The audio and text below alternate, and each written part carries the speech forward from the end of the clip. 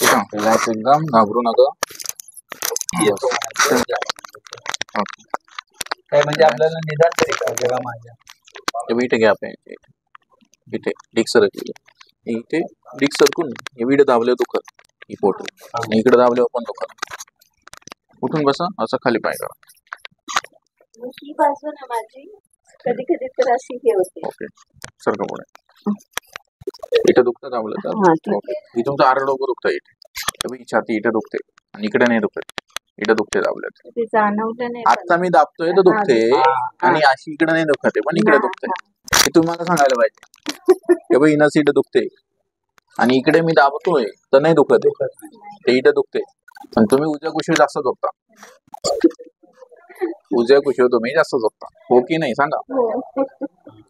आणि औषध जास्त घेता किंवा मान मोडता, घेते मी किंवा मान मोडता, मानेला झटका देता आणि या हाताला झटका देत बसता असं दिवसभर.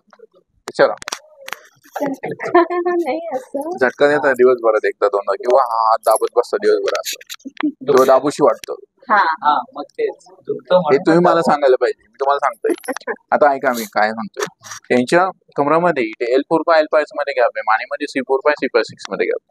आता दोन्ही ठिकाणी कधीतरी पडले तर तिथली जी डिक्स आहे दोन्ही ठिकाणची डिक सरकली. आता कमरामध्ये L4 मध्ये गॅप पडून भरपूर दिवस झाले, पण जसं जसं त्याच्यातलं जे कार्टिलेज आहे ते म्हटून बाहेर आलं, म्हणून कमरापासून दोन्ही पायाला रक्त पुरवठा होत नाही.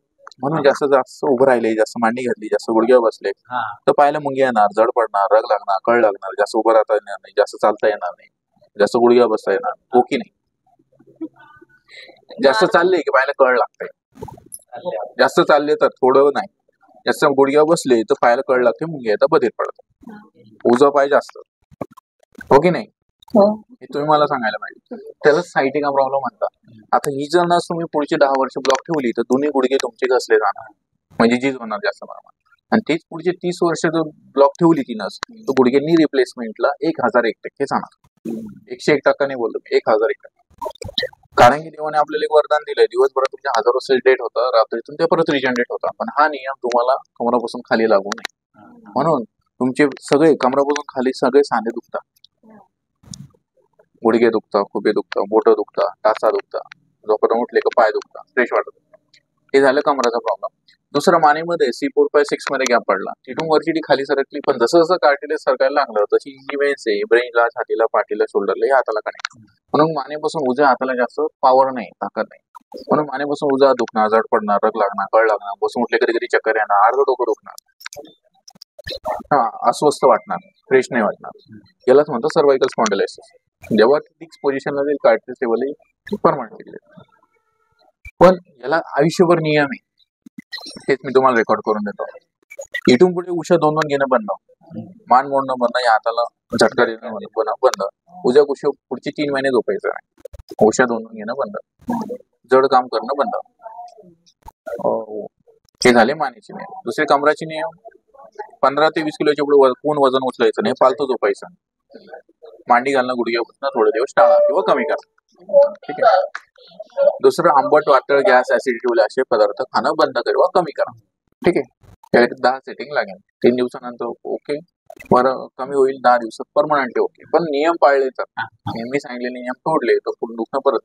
हाडाचा आजार किती कमी असला तर तो परमनंटली कोणताही जगातला डॉक्टर बरा करू शकत नाही, कारण की त्याच्या आजूबाजूच्या ज्या कोशिका असतात ते 100% स्ट्रॉंग होत नाही. कारण की निसर्गाचा नियम आहे, ब्रह्मांडाचा नियम आहे की ज्या ठिकाणी एखादा पार्ट तुटतो, डॅमेज होतो, लिमिट पेक्षा ज्या ठिकाणी प्रेशर आलं, लोड आला की त्या ज्या ठिकाणी आधी तुटलेला असतो त्या ठिकाणी तो परत डॅमेज होतो. खरंय खोटं?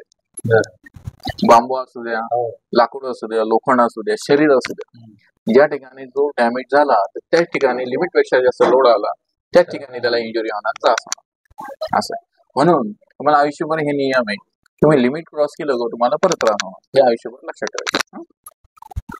डोकं इकडे, पाय इकडे, फालतू झोप. जेवढं मी सांगितलं, बाकीचे डॉक्टर MRI केल्याशिवाय या गोष्टी सांगत नाही, त्यामुळे तुम्हाला सहज सांगितलं.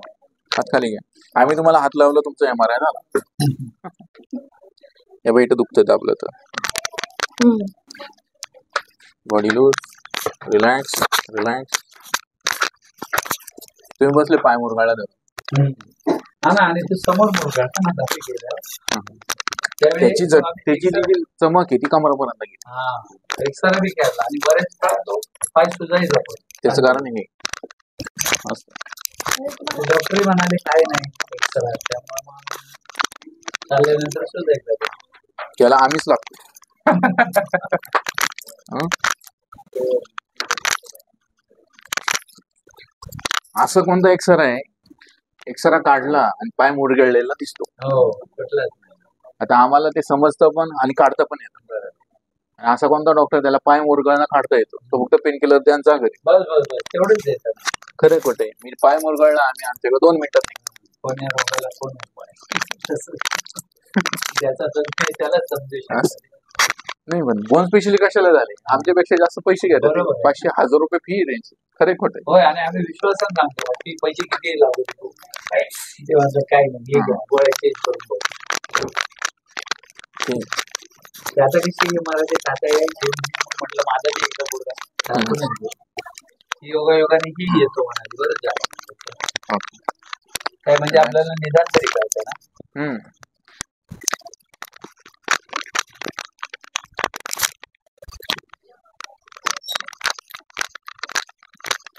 बॉडी लूज क्रॉस माझ्याकडे 2 पुशच होतो. क्रॉस अशा रिलॅक्स. पाय फोल्ड ठेवा, खालचा पाय सरळ ठेवा. रिलॅक्स एकदम, घाबरू नका. बस सेम पोझिशन. पाय इकडे डोकं टेकवा. उठा उठा उठा, इकडे डोकं करा. क्रॉस पाय पकड यांचा. उठा, पाय इकडे डोकं टेकवा. सरळ झोपा आता.